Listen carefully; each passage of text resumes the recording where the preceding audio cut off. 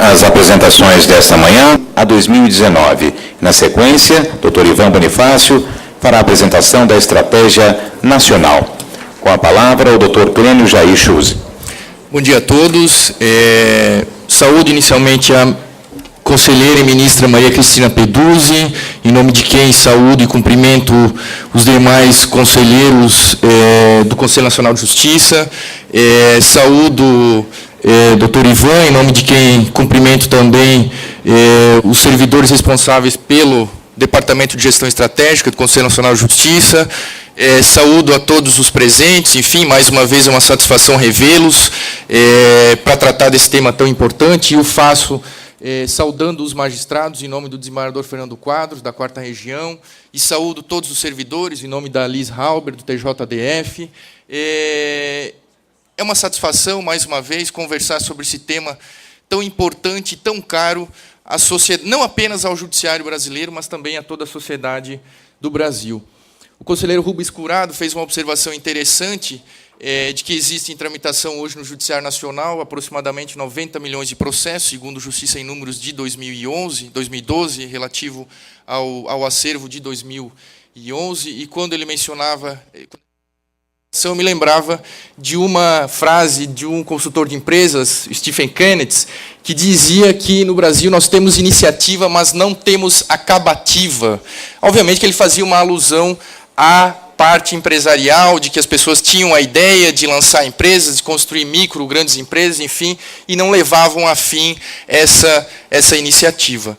Me parece que nós temos hoje no Judiciário Nacional um mesmo problema em relação a esse acervo de processos, a essa quantidade gigantesca de processos judiciais. Nós temos uma abertura, mas nós temos uma dificuldade de fechar a porta, de encerrar esses processos judiciais. E discutir planejamento estratégico significa discutir exatamente esse tipo de problema.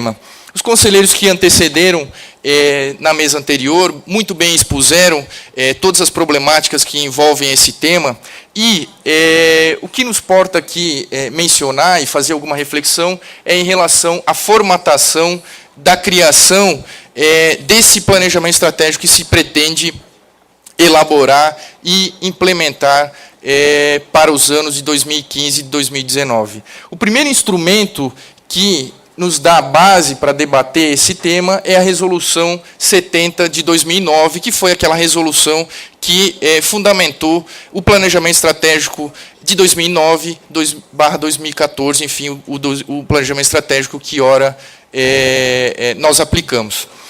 Esse instrumento, essa Resolução 70, que já é do conhecimento de todos, tem um dispositivo extremamente importante que merece uma atenção nesse momento, que é o parágrafo 4º do artigo seguinte, que estabelece que, no âmbito da construção do planejamento estratégico do Judiciário Nacional, é indispensável e obrigatória a participação de todos os juízes e de todos os servidores de primeiro e de segundo grau, e, em geral, do Judiciário brasileiro. E é com base exatamente nessa perspectiva de ampliação desse leque, ampliação da formatação, da construção desse documento, que o CNJ tem se debruçado a fim de elaborar esse novo modelo, esse novo planejamento estratégico que se pretende aprovar com a participação de todos nos próximos meses. Então, eu faço essa observação exatamente para demonstrar a importância desse momento, dessa segunda reunião preparatória, em que nós poderemos debater, então, todas essas questões que envolvem a construção desse plano estratégico que seja adequado, eficiente e eficaz, tal qual mencionado pelo Dr. Marivaldo Dantas, secretário-geral do CNJ. Então, o documento principal que nos dá base à construção do planejamento estratégico é a Resolução 70 de 2009, que nos vai guiar, então, a construção desse novo plano estratégico. E um novo instrumento foi assinado e publicado recentemente pela presidência do Conselho Nacional de Justiça, é a Portaria 138, de 23 de agosto de 2013, que criou a chamada Rede de Governança Colaborativa. Essa rede de governança colaborativa possui exatamente esse propósito de ampliar essa expectativa e de permitir com que efetivamente todas as pessoas que estejam envolvidas no Poder Judiciário Nacional possam se comprometer e possam participar desse diálogo na construção, na implementação e no cumprimento do planejamento estratégico que se pretende ser aprovado. Essa rede, então, vem exatamente com esse propósito. E há uma observação interessante que no plano judicial, e isso já está consolidado na perspectiva, inclusive, do Supremo Tribunal Federal, na perspectiva judicial, é possível ampliar o leque de intérpretes de todas as leis e do texto da Constituição a partir de uma perspectiva de Peter Haberl, enfim, que se permite uma ampliação do debate das leis e das normas do Estado brasileiro. E isso o Supremo Tribunal Federal já o fez em inúmeras audiências públicas, para discutir temas judicializados que são importantes para a sociedade, já o fez também por intermédio de um instrumento processual denominado amigo da corte, enfim, isso se faz costumeiramente. É um exemplo de que, no plano processual, essa ideia de democratização, de ampliação da rede de debate na construção de uma decisão judicial mais adequada ao nosso judiciário, ela já está sedimentada. Agora, no plano administrativo e no plano interno, na construção de políticas para o próprio Poder Judiciário, nós ainda, de certa forma, estamos nessa perspectiva deficitária de, muitas vezes, não ouvir todos os servidores e de, muitas vezes, não ouvir todos os membros da magistratura brasileira. E a construção dessa portaria 138 surgiu exatamente com esse propósito, de sedimentar essa ideia de legitimação do debate sobre um plano estratégico, sobre a condução das políticas judiciárias no território nacional.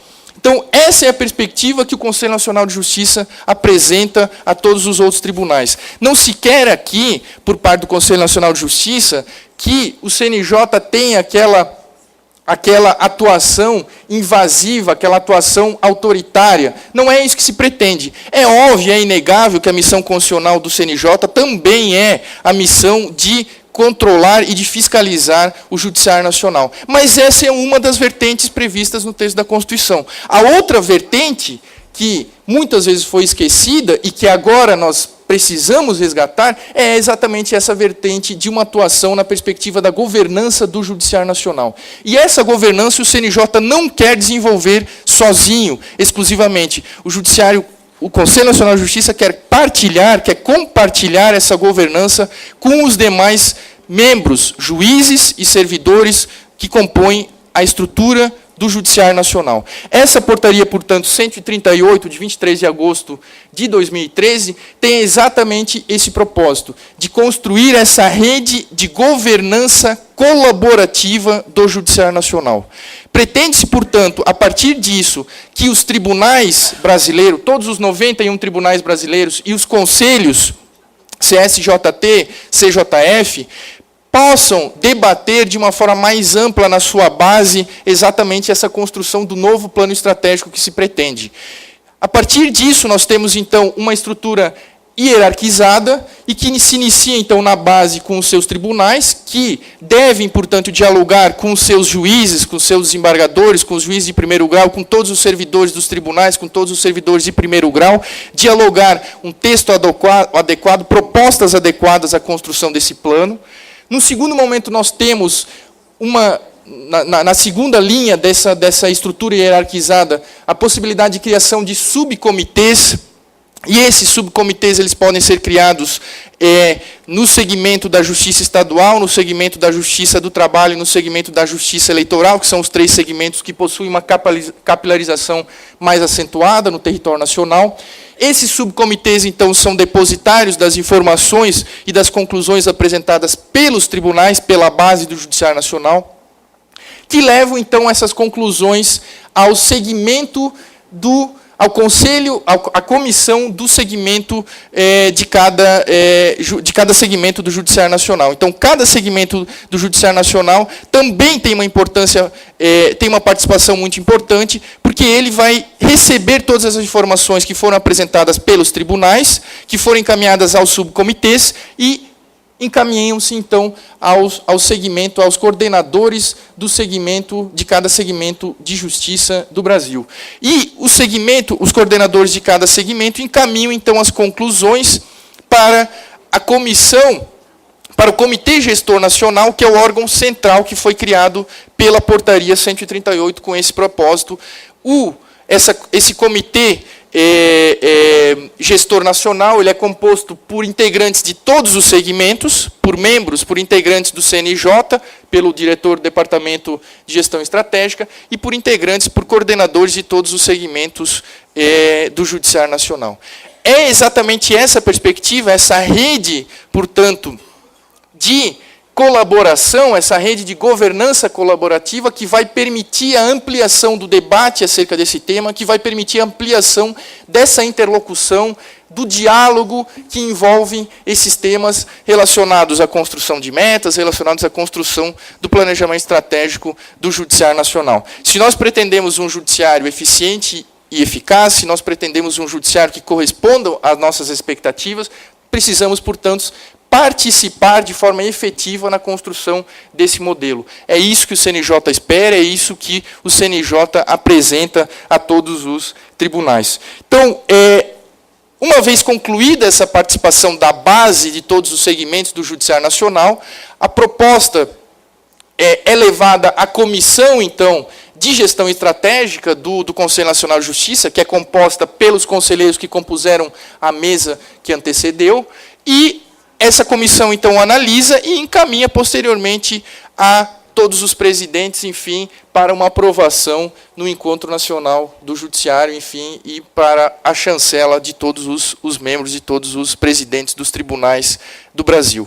De modo que essa ideia, portanto, ela consolida esse entendimento de que o CNJ não quer atuar apenas no plano fiscalizatório, no plano de controle dos segmentos da Justiça Nacional. O CNJ quer e deve também atuar nessa perspectiva de governança, convidando a todos os tribunais, convidando a todos os senhores, todas as senhoras, que participem de uma forma intensa, que participem na formulação, na construção desse documento, desse planejamento estratégico, que se pretende aprovar para vigência nos anos 2015 e 2019, que auxiliem também na implementação desse planejamento estratégico, e não mais, e que principalmente auxiliem também no cumprimento desse planejamento estratégico.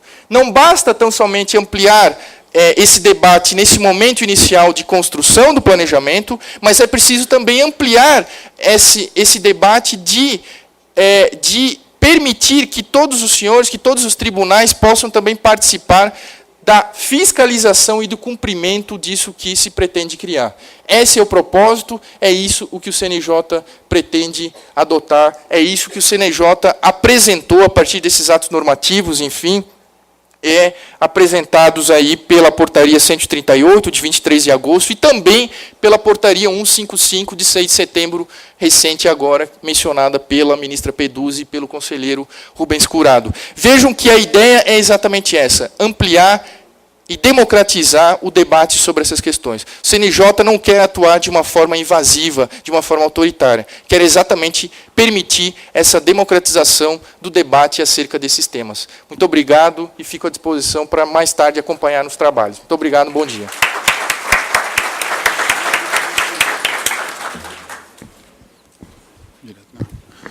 Bom dia a todos. Ministra, eu queria pedir licença para que a gente pudesse trabalhar com uma certa informalidade. Eu sempre tenho dificuldade com as cerimônias e a senhora me autoriza, a gente começa direto, né, com o que é essencial. Vou pedir para o Romero me ajudar aqui a... Acho que eu passo passar dali, né? Vou sentar aqui no computador.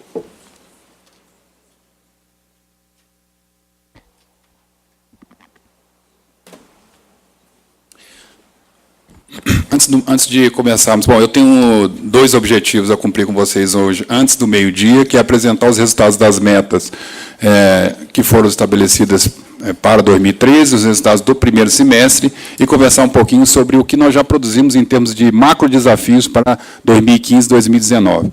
O tema é um pouco árido, então eu sei que, além disso, nós temos aí a proximidade do almoço, estamos já começando a cansar, mas eu vou tentar ser o mais objetivo, rápido, mas sem deixar de passar o recado. Então, o primeiro ponto aqui, podemos começar, são as metas nacionais. Antes de começar, até falar das metas nacionais, comentar um pouco o que o doutor Marivaldo falou no início, e os demais conselheiros também comentaram, sobre essa sensação de que fazemos, estamos produzindo, e temos a sensação de que não fizemos nada, né, de que não temos acabativa, né, como citou aqui o doutor Clênio. Na verdade, nós, quer dizer, porque temos a sensação de que a simples realização dos nossos propósitos, do julgamento desse volume avassalador de processo, não é suficiente. E, de fato, não é, porque, apesar dos dados estarem mostrando que a produtividade do judiciário cresce ano a ano, ainda há um descompasso entre o número de processos que chegam né, todos os anos nos tribunais com o número de processos que conseguimos eliminar, né, conseguimos julgar efetivamente. Então, a meta 1, antes de começar a meta 1, volta um pouquinho, Romero, aí. Mostrar para vocês que a ideia aqui é apresentar algumas metas, não todas, são 39 metas que são acompanhadas, em alguns agrupamentos. Primeiro, aquelas metas que cabem a todo o Poder Judiciário, a todos os segmentos de justiça. E, nesse ponto, nós nos concentramos em alguns itens, na produtividade, que cresce ano a ano, como eu disse, nos processos mais antigos, a famosa meta 2, que eu acho que é a concretização do preceito constitucional da emenda 45, da razoável duração do processo, que, como disse a conselheira Ana Maria Marante, já previsto no Código de Processo, mas que a gente não tinha até então dado uma concretude, quer dizer, definido o exato tamanho dessa razoável duração do processo, e nós vamos ver qual é esse razoável na medida da nossa capacidade de dar resultados. O outro item é com relação à melhoria propriamente da gestão, como comentou o doutor Rubens aqui, a base da nossa estratégia que tem que ser sistematicamente melhorada para que a gente consiga dar os resultados e dar resultados cada vez melhores. No âmbito do trabalho, tem outros enfoques, mas nós destacamos aqui a preocupação com a modernização, mas ainda precisamos fazer esforços para que consigamos superar o passivo, porque a taxa de congestionamento, se esse ano não aumentar, nós veremos os resultados no final do ano, pelo menos não será alterada significativamente para menor.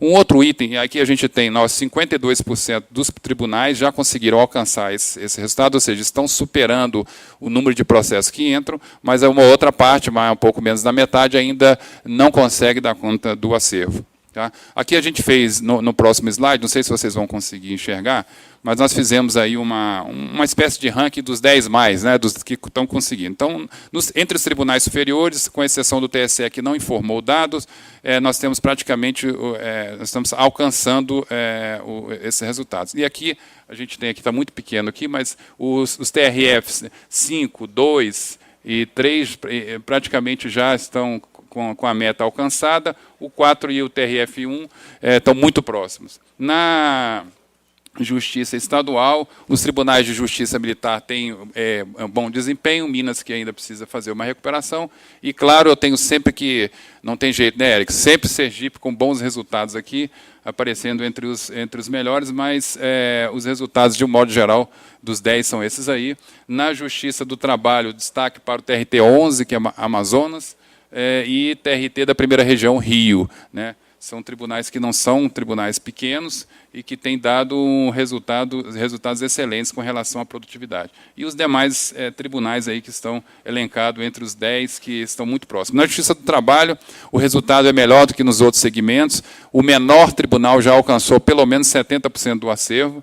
E na Justiça Eleitoral também temos aqui bons resultados, com o TRE da Paraíba aí com excelentes resultados. O próximo item que é importante a gente destacar é a famosa meta 2, né? Julgar os processos mais antigos. Então, na catalogação que a gente tem de informações que os tribunais nos prestam, nós temos 7 milhões, tínhamos, né, no início do ano, e esse acervo ele é um acervo de entrada e saída. São 7 milhões de processos, sendo que 6 milhões já foram julgados nesse mesmo período. O que... eu peguei aqui o dado errado.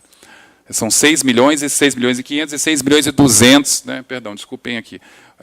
de processos já julgados, o que mostra que a gente deu decisão nesse processo mais antigos em 90% dos casos.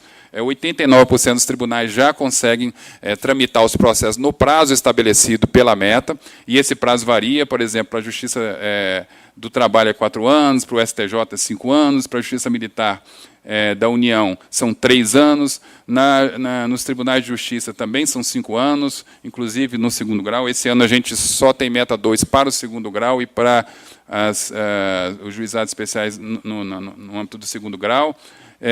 Também na Justiça Eleitoral o prazo é 2 anos, e aqui a gente tem uma visão global de como é que anda a meta 2. A impressão que eu tenho nítida disso aí é que, apesar do acervo estar crescendo ano a ano, o acervo é cada vez mais jovem. Então, essa realidade mudou. Quer dizer, aquele acervo muito antigo, de processos muito velhos, ele é cada vez menor hoje. Se esses dados informados pelos tribunais são os corretos, acredito que sim. Então, esse é um resultado positivo e, de fato, transformador em relação a políticas estabelecidas em colaboração com todos para o Poder Judiciário. Um outro dado que a meta pode passar, a parte da execução, Romero. E aí, nas execuções não fiscais, o resultado é muito positivo. Nos espantou, porque houve uma redução efetiva de estoque nos processos relativos à execução não fiscal. Então, é um dos maiores problemas, porque a efetividade da justiça só acontece a partir de concluir dessa fase final, e nós conseguimos reduzir para 6 milhões, ainda o estoque ainda é expressivo, mas é uma redução. A Justiça Federal tem dado excelentes resultados, 59% significa 59% de redução, Justiça Estadual 17% de redução, onde está o maior volume, o doutor Rubens aqui frisou, principalmente no primeiro grau. Justiça do Trabalho também tem sido excelente nesses resultados, tem alcançado. Os tribunais superiores e a Justiça Eleitoral ainda têm alguma dificuldade. O volume é pequeno, o percentual ali é grande, mas o volume de processo é pequeno. 59% dos tribunais, 60%, agora no meio do ano, já conseguem atingir esse resultado. O próximo é a execução fiscal. Essa nós temos problema, gente. São 23 milhões de processos aí, o acervo inicial em janeiro de 2012. Com as entradas e saídas, nós temos ainda 23. Houve um aumento de estoque.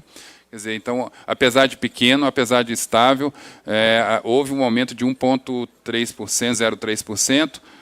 Destaque aqui para a Justiça Federal.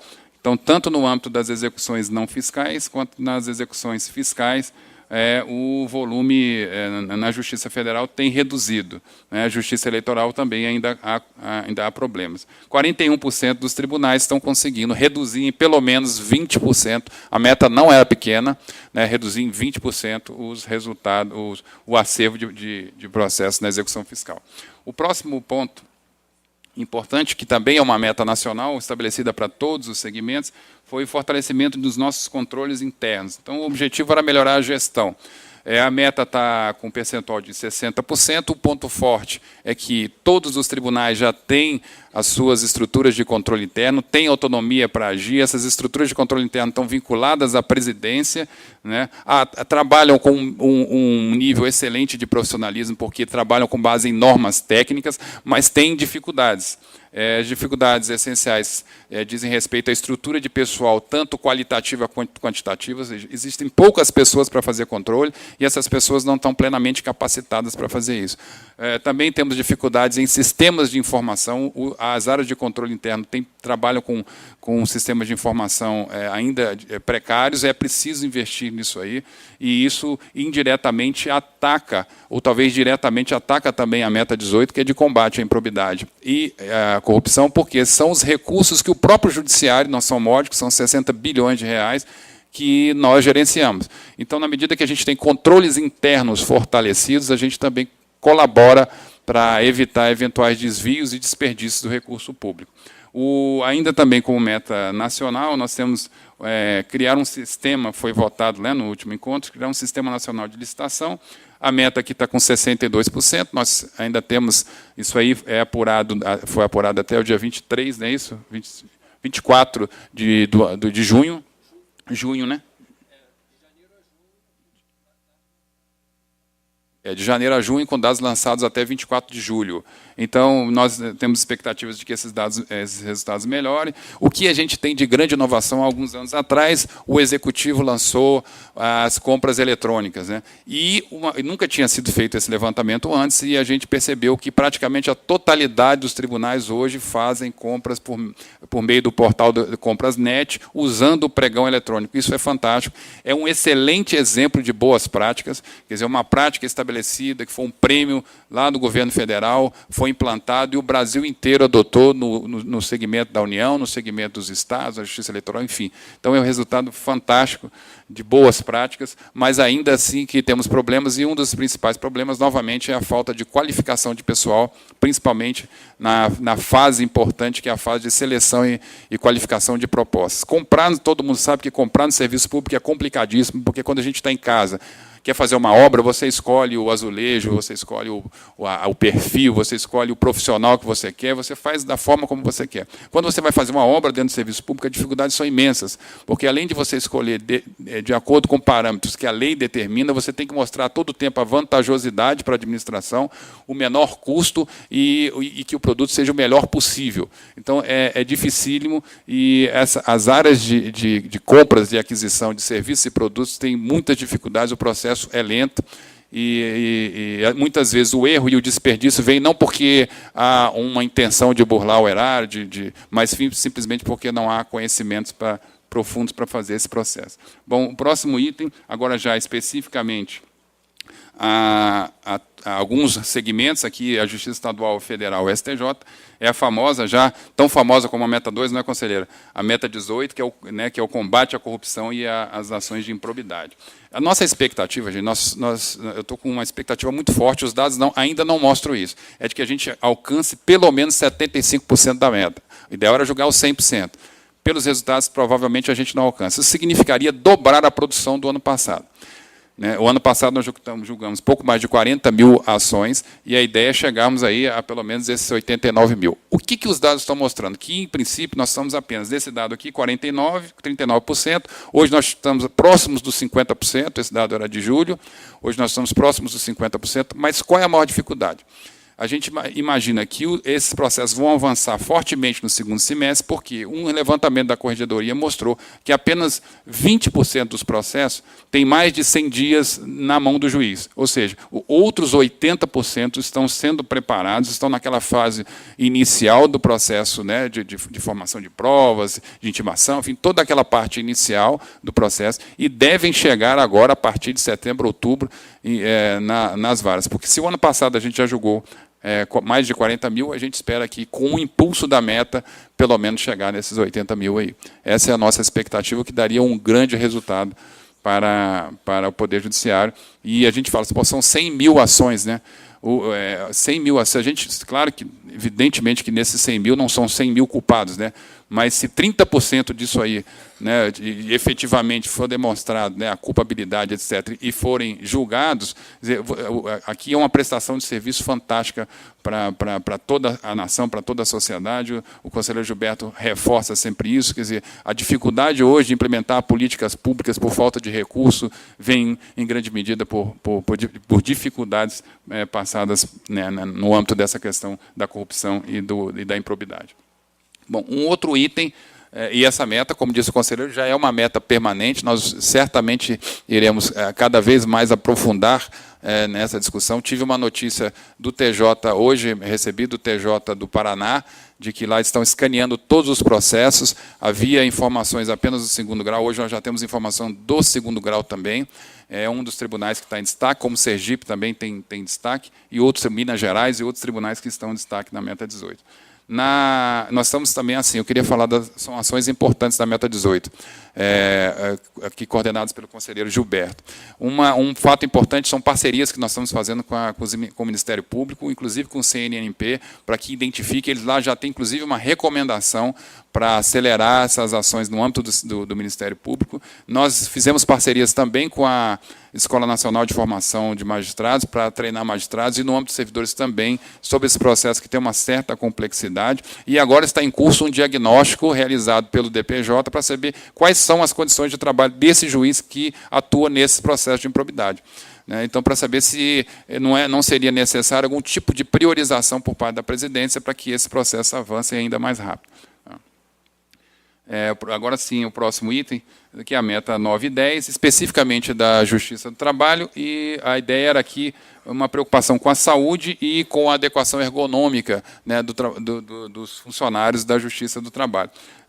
A meta era alcançar 65%, no meio do ano nós estamos aí com 37%, então está muito próximo do esperado. Quer dizer, que esses servidores estejam em condições adequadas. O PCMSO é um programa médico de... como é que é o nome, Romero?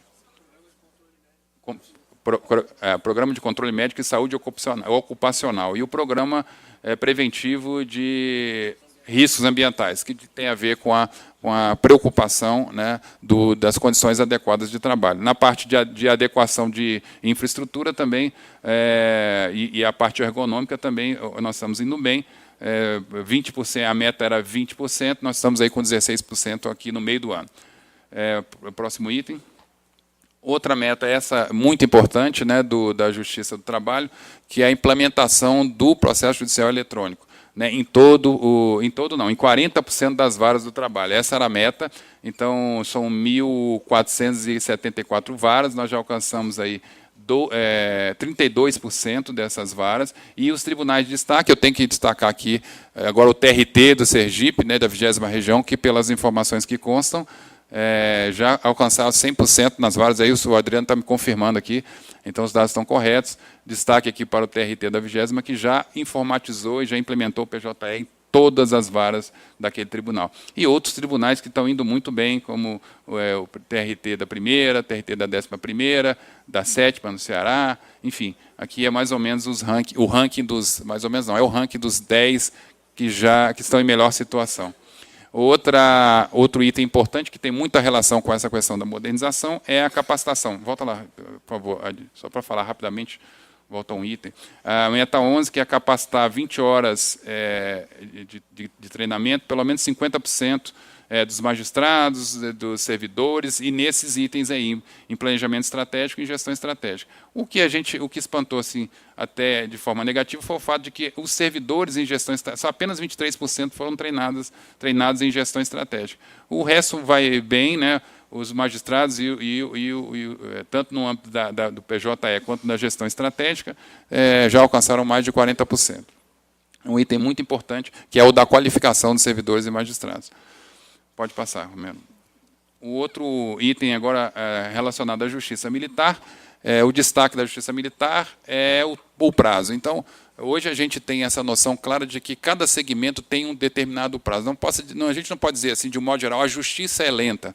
Não, a justiça não. Existem âmbitos, existem situações, existem segmentos, existem instâncias que podem ter uma certa velocidade que não é a desejada. Mas na Justiça Militar, pelo menos, a gente tem que pelo menos 90% dos processos não tramitam em mais de 120 dias. O volume não é pequeno, mas a estrutura também não é imensa. Então, foram 663 distribuídos para 91, com 91 suspensos, o que dá aí 517 processos julgados, 90%. A meta praticamente está alcançada. Minas Gerais é que falta muito pouco aí para manter esse padrão de tramitação em 120 dias. Na Justiça, agora, para terminar aqui a Justiça Eleitoral, e depois já passamos os macro desafios, aqui um dado me espantou, e que foi o fato de que a própria Justiça Eleitoral escolheu investir no atendimento dos seus usuários. E a proposta era implantar a carta de serviço, que é regulamentada pelo decreto do Executivo, e que, na verdade, estabelece padrões de atendimento. Oficialmente, eu só tenho um tribunal que conseguiu alcançar essa meta, que é o TRE do Piauí, e os outros tribunais não teriam alcançado. O que eu, buscando a internet, fiquei curioso, porque isso foi uma meta da própria Justiça Eleitoral, e o Flávio estava me dizendo agora há pouco que em julho houve uma reunião coordenada pelo Rio Grande do Sul, em que vocês avançaram muito nisso aí. Mas os dados que eu tenho da internet é que quase todos os tribunais já têm, ou pelo menos no primeiro grau, já têm instalado a carta de serviço. Então, o que eu peço é que façam a alimentação no sistema para que os dados sejam... É só o primeiro grau, né? Para o segundo grau.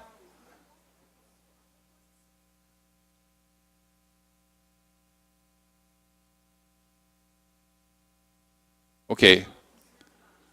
Então, parabéns aí, reforçados para o Piauí, que antecipou, né, os resultados. Então, o que a gente tem aqui então, na internet é o cumprimento no primeiro grau. Muito obrigado. Agora, já passo na sequência, gente, para que vocês não fiquem muito entediados, aos macro desafios, e já sairemos para o almoço. Tá? Acho que aqui não... Comentário não, né? Não dá. Vamos já para os macro desafios.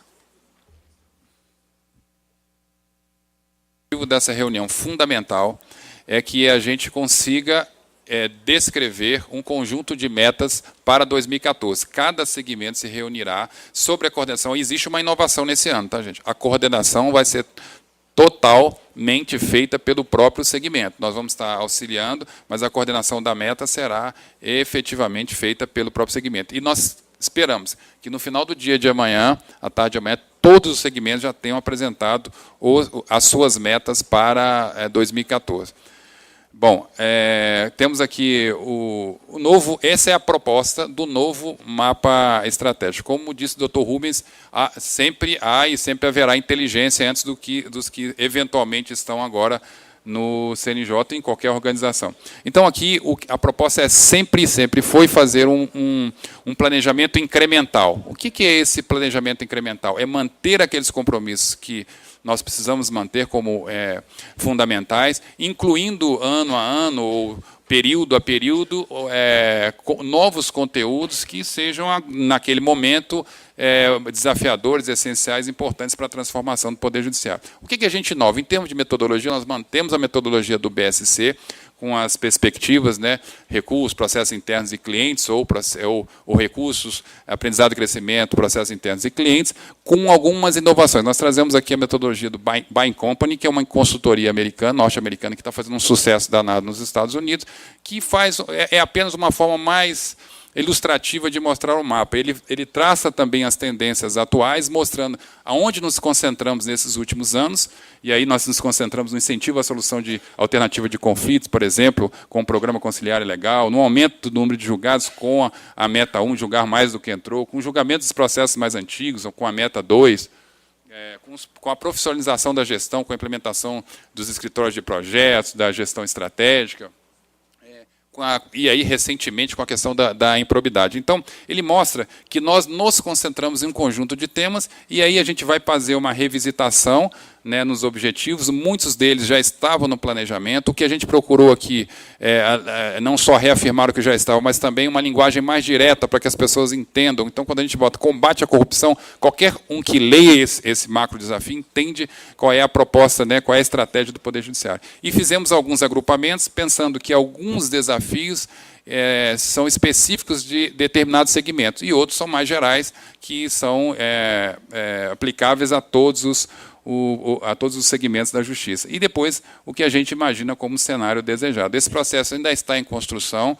Nós começamos em março, em junho nós tivemos uma reunião, depois passamos a ter várias reuniões em videoconferência, e nós esperamos, antes de novembro, com a colaboração de todos, levar uma proposta à Comissão de Gestão Estratégica, que fará a avaliação e validação final para que isso seja levado ao 7º Encontro Nacional do Poder Judiciário. Do que consta aí, na base, pode passar, o primeiro item, eu destaco aí, a melhoria na governança, ou a governança, perdão, judiciária, e a governança judiciária traz alguns elementos básicos de como é que nós devemos fazer a governança do Poder Judiciário. Ela tem que ser flexível na medida em que ela tem que respeitar as especificidades de cada segmento, de cada região, de cada porte de tribunal, tem que ser colaborativa, mas não apenas no sentido da formulação da estratégia, mas da implementação de sua avaliação. Não adianta só o CNJ aqui, ou mesmo um grupo de pessoas estabelecer e depois isso não se transformar no compromisso de todos. Então, ela tem que ser colaborativa em todos os âmbitos.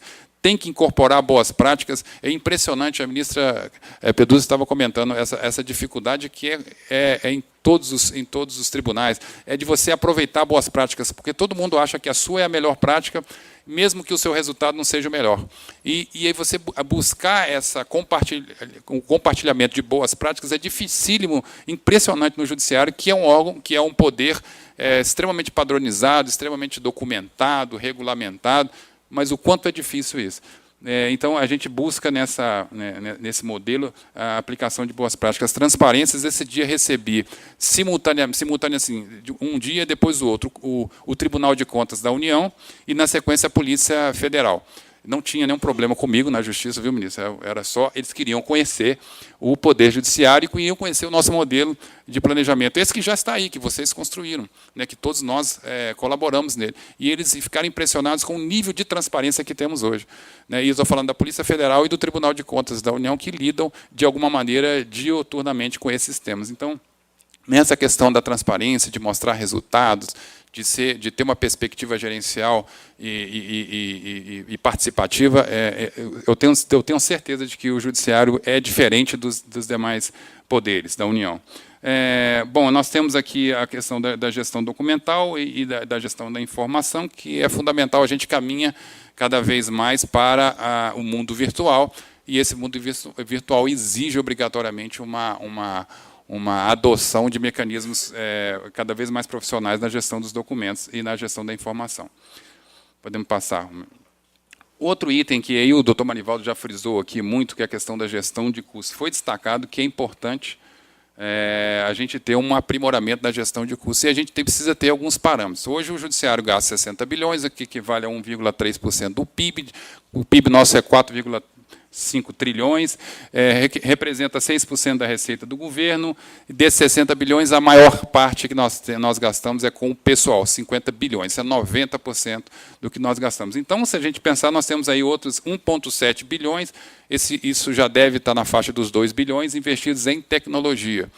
Então, a gente tem aumentado. No último ano, houve um aumento muito significativo de 2010 para 2011, na faixa de 30% dos investimentos em tecnologia, pesadíssimo, e a gente precisa ter referências. Quer dizer, esse gasto que nós temos com o Poder Judiciário é muito ou é pouco? O doutor Marivaldo frisou. Quer dizer, será que nós estamos sendo eficientes, gastando o que é necessário, o suficiente, né? Aplicando, distribuindo esse recurso na medida exata e efetivo, entregando a prestação judicial que precisamos entregar? Só para a gente ter uma comparação, da outra vez eu fiz a comparação com Bolsa Família, aqui eu trago um programa que, inclusive, funciona em termos de rede, que é o SUS, gasta em torno de... São 150 milhões de pessoas atendidas, a LOA desse ano parece que prevê 74 bilhões de reais.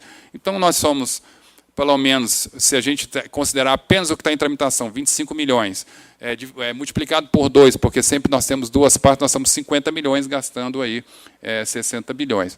Ou, se a gente considerar toda a movimentação, nós somos 90 milhões para esses 90 milhões de processos, né, para esses 60 bilhões de reais. Então, e olha que nós estamos falando de um programa que não é essa Brastemp toda, né, o SUS, né, o Programa de Saúde, que é um dos problemas mais sérios de governo hoje na pauta aí. Bom, o próximo item, se a gente está falando de custo, né, e aí 90% disso é pessoal, como o doutor Rubens falou, nós temos que investir fortemente na gestão de pessoas. Em que sentido? E aí nós precisamos ser arrojados. Porque as mesmas soluções, esses dias conversando com o DPJ, você disse, poxa, Ivan, nós estamos um pouco entristecidos com Justiça e Números, porque a situação continua, nós não conseguimos fazer avaliações profundamente positivas. Né? Existe uma estabilização, né? E essa estabilização, de um lado, é reflexo de um aumento da demanda e de uma simples resposta que o Poder Judiciário dá a esse aumento da demanda, mas não existem grandes transformações para serem mostradas, mesmo com todo esse esforço. Mas, e por isso que eu acho que a gente tem que ser criativo aqui. E aí eu faço algumas provocações, né, que estão previstas nesse macro desafio, que é a melhoria da gestão de pessoas. Será que a nossa carreira é a mais adequada? Hoje nós temos 4 grandes cargos: o juiz, o magistrado, o oficial de justiça, o analista e o técnico. Com algumas variações nos tribunais de justiça, mas esse é o grosso. Será que essa carreira é a mais adequada? Será que as competências dessa carreira, eu acho, assim, a impressão que eu tenho que hoje o juiz vive num afogamento, porque tudo acaba engargalado no juiz. Será que não há condições de reduzir ou distribuir um pouco melhor essas competências? O Ministério da Justiça fez uma proposta, é um projeto de lei, é real, não é intenção, é real, mas ainda é projeto de lei, de criar a carreira do gestor do judiciário.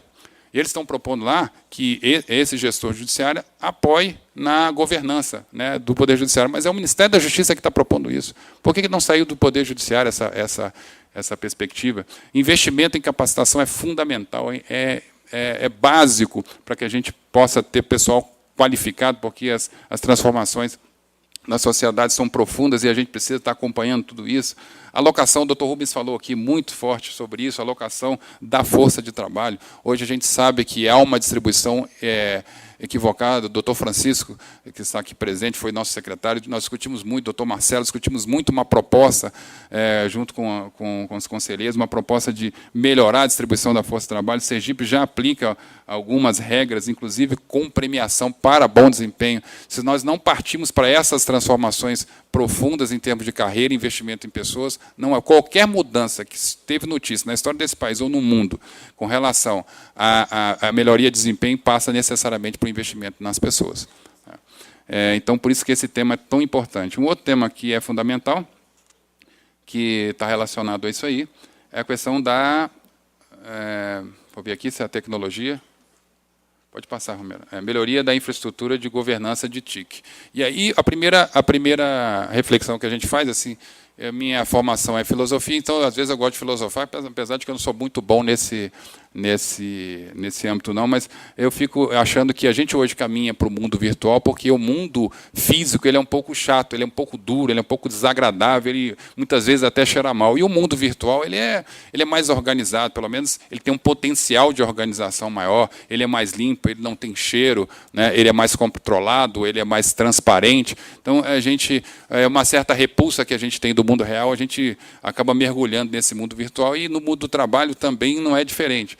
E agora a gente tem que pensar, será que investir em tecnologia, comprar tecnologia é sempre bom? Quem já não passou por um investimento pesado em tecnologia, um equipamento, um software, um banco de dados que depois não serviu para nada, ou não conseguiu aplicar nem a metade daquela potencialidade, porque ficou entusiasmado, porque, afinal de contas, é tecnologia. Tecnologia é sempre bom. Então, é preciso fazer essa reflexão e pensar, será que nós temos que automatizar tudo o que fazemos? Tem um exemplo muito engraçado do Jorge. Jorge é um amigo meu que trabalha no... Posso falar porque ele me autorizou. Trabalha no Supremo Tribunal Federal. Ele era, alguns anos atrás, até meados da década de 90, uma das pessoas mais importantes do Supremo, porque ele cuidava da cópia, ele entregava a cópia dos acordos que os ministros proferiam. Ele tinha, em primeira mão, a cópia dos acordos. Os ministros decidiam, era datilografado, ele tinha uma cópia e entregava para os advogados. E então fazia fila, né? Todo mundo queria cumprimentar o Jorge, porque ele iria lá entregar a cópia dos acordos. E a sala dele era imensa, né? A sala do Jorge era uma coisa maravilhosa, tinha uma senha, não sei o quê, servia cafezinho, tinha uma revista, maravilhoso.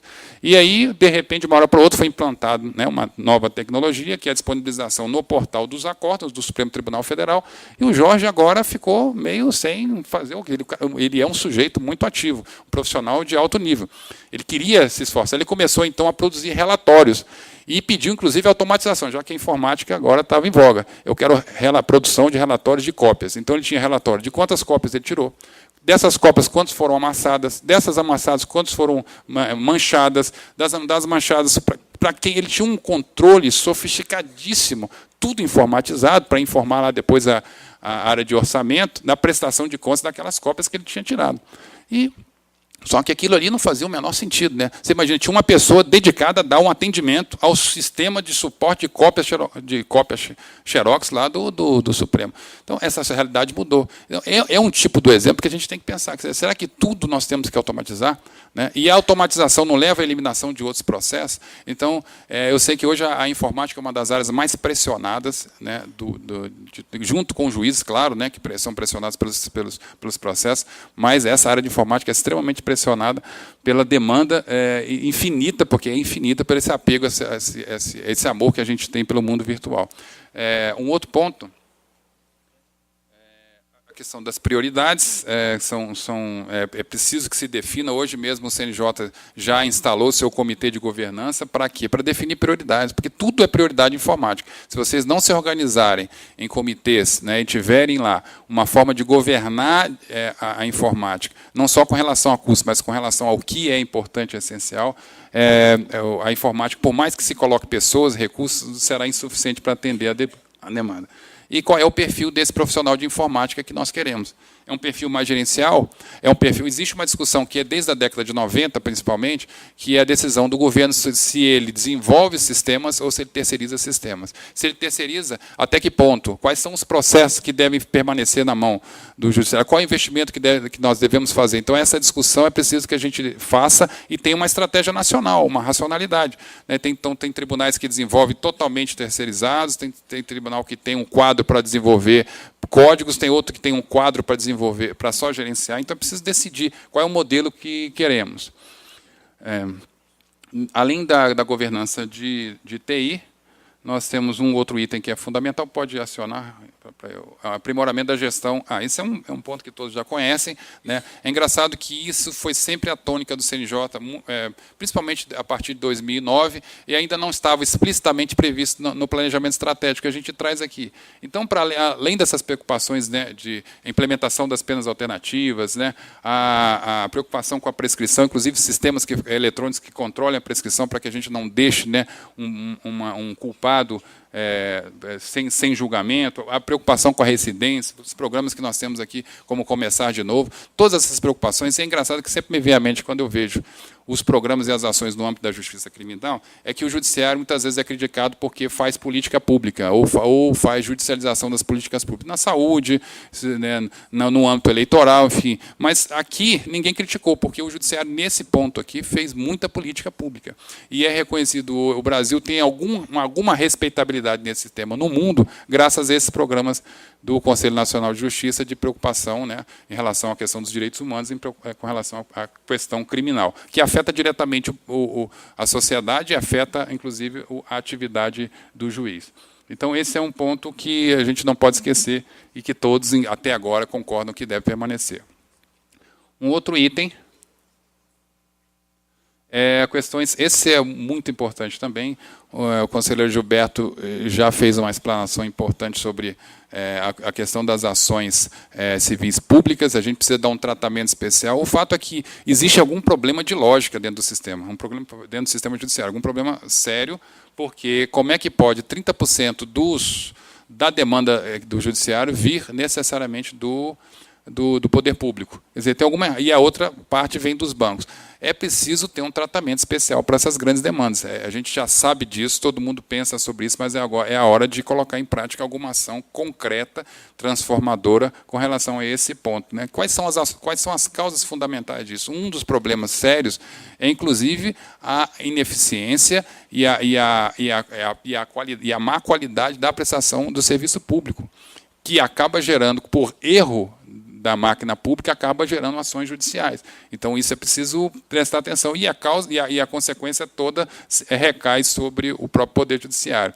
A gente tem uma resolução, que é a Resolução 160, que, num dos pontos, né, estabelece lá, para atacar essa questão, estabelece a repercussão geral. E a gente percebeu, sim, que praticamente todos os tribunais já implantaram os núcleos de repercussão geral, mas poucos têm relatórios sistemáticos sobre esses processos que estão afetados ao Supremo, na questão da repercussão geral. Então, não há efetividade. Existem pessoas lá, mas o resultado ainda não é concreto, ou pelo menos não se mostra concreto em relação à questão da repercussão geral.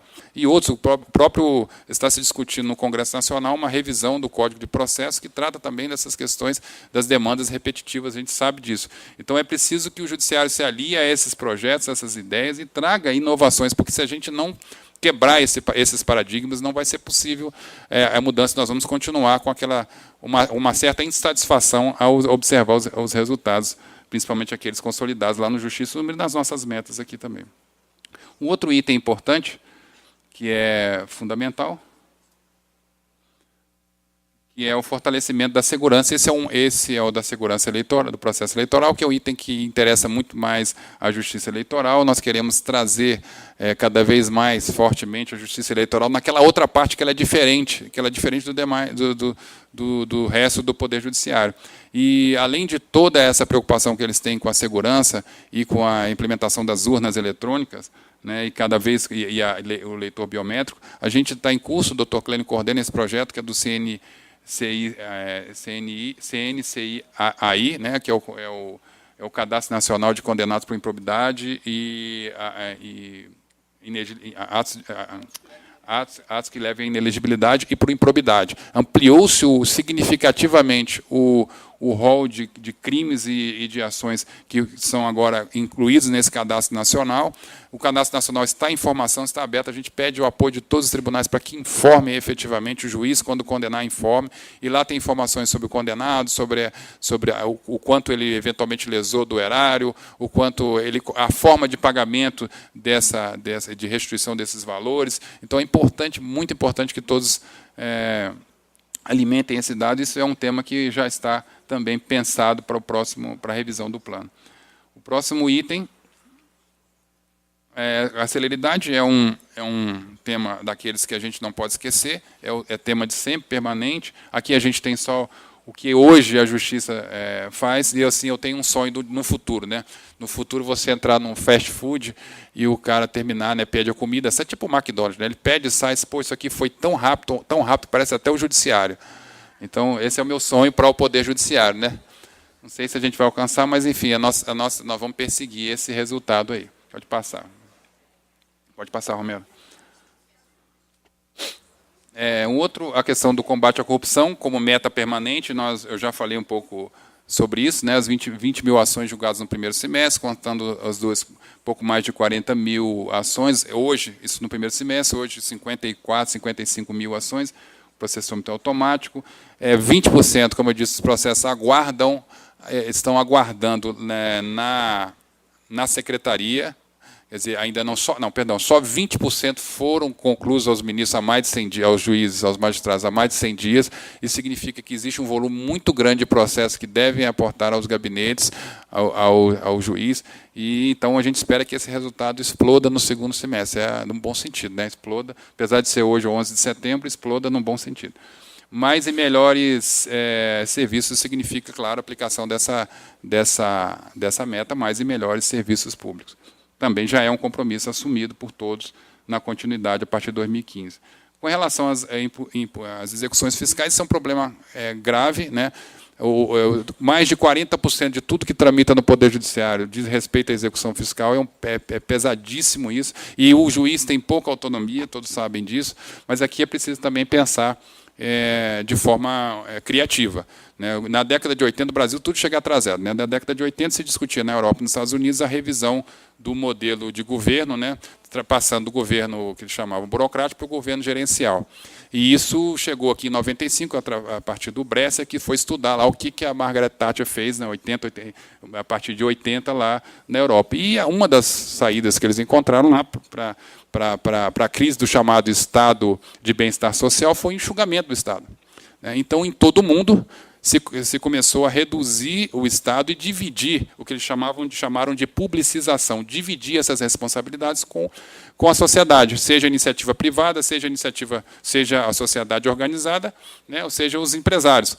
Porque nem tudo, o Estado não poderia dar conta de tudo. Tem histórias curiosas da privatização do Brasil, vocês devem conhecer, que é o fato de que era patrimônio, né, da União motéis. Então, você imagina um motel público. Né? Era uma coisa assim, isso é real, é verdade. Então, se ampliou tanto essa ideia do Estado de bem-estar social, que até motel o poder público tinha. E isso, no mundo inteiro, mudou, mas só que é engraçado que, no judiciário, ao invés de diminuição, houve um aumento. O judiciário cresce e cresce cada vez menor. Claro que havia uma crise, nós passávamos por um processo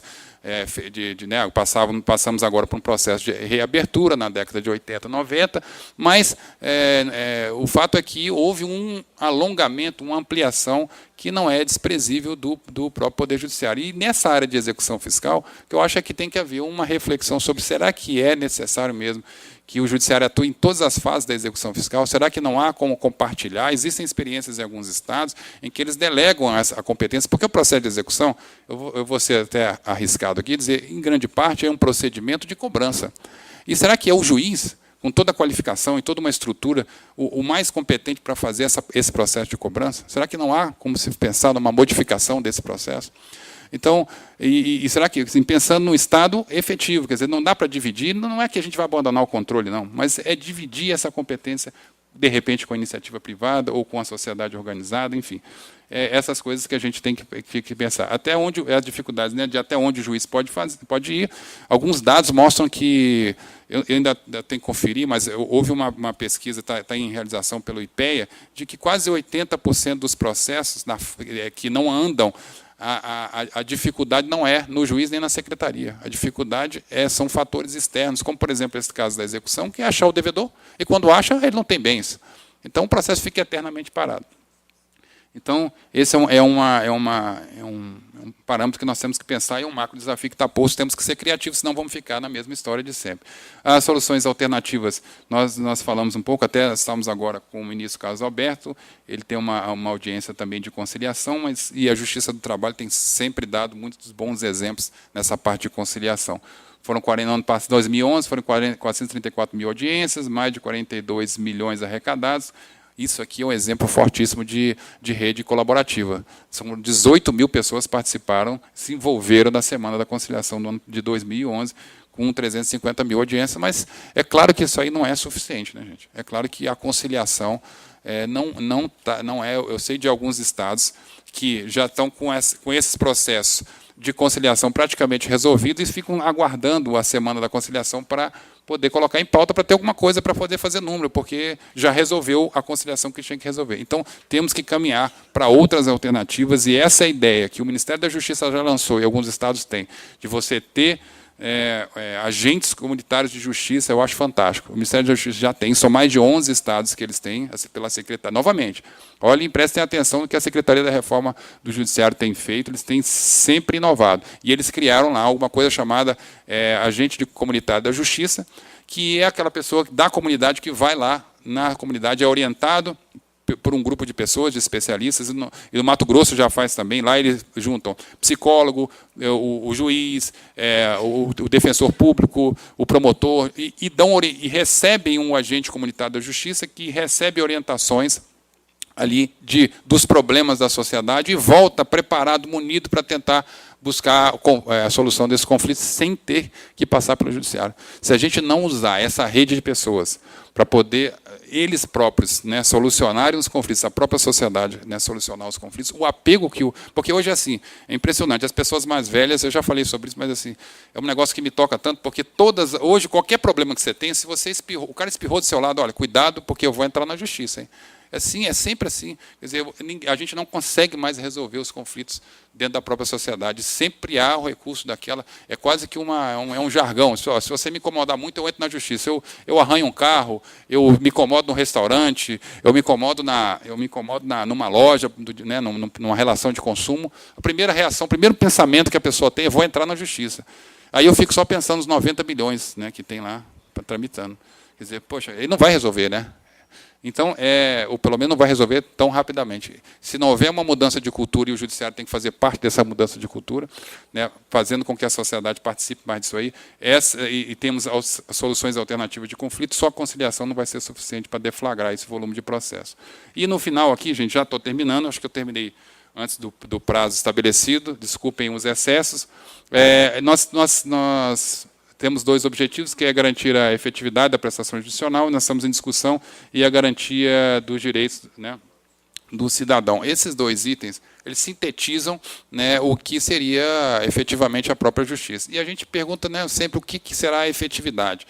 Será que ela ser rápida, ela ser precisa, ela ser presente, ela estar lá onde a pessoa precisa, ela ser eficiente, ou seja, gastar pouco, e outros, né, elementos que podem compor o que a gente está propondo aqui, mas muito embrionariamente ainda, né, conversei com o Dr. Clênio, já conversei na comissão, de a gente tentar, já foi tentado pelo IDP, né, externamente ao Poder Judiciário, um índice que possa medir o desempenho do Poder Judiciário. Assim como você tem o IDH, assim como você tem outros índices sintéticos, né, como o IDEB, que mede a educação, a gente queria ter também aqui um índice que pudesse medir o Poder Judiciário, e ano a ano a gente pudesse ter aquela sensação de que a coisa está mudando, que o Poder Judiciário está mudando, sinteticamente, em que pese o alcance de uma ou de outra meta, a gente tenha, ou não alcança, a gente tem um resultado para ter a sensação de que o Poder Judiciário avança numa escala, inclusive, comparável com outros países do mundo. Então, essa é a proposta que a gente começa a lançar, para começar a discutir, para verificar se é possível ou se não se é viável ou não essa implementação. Lembrando aqui, a pedido do Dr. Clênio, que, então, hoje, nosso objetivo fundamental é chegarmos nas metas nacionais, a proposta de metas nacionais, a responsabilidade de vocês é muito grande, cada segmento vai produzir pelo menos, podem chegar, pelo menos não, podem chegar a, no máximo, 2 metas por objetivo, podendo ser menor. O doutor Manivaldo me lembra todo dia: Ivan, temos metas demais, Ivan, vamos nos concentrar naquilo que é essencial. Então, vamos pensar sobre isso, cada segmento irá propor e depois nós faremos reuniões dentro da nossa rede de governança colaborativa para chegarmos ao consenso legal e levarmos para a comissão. É isso que eu tinha para dizer para os senhores. Muito obrigado.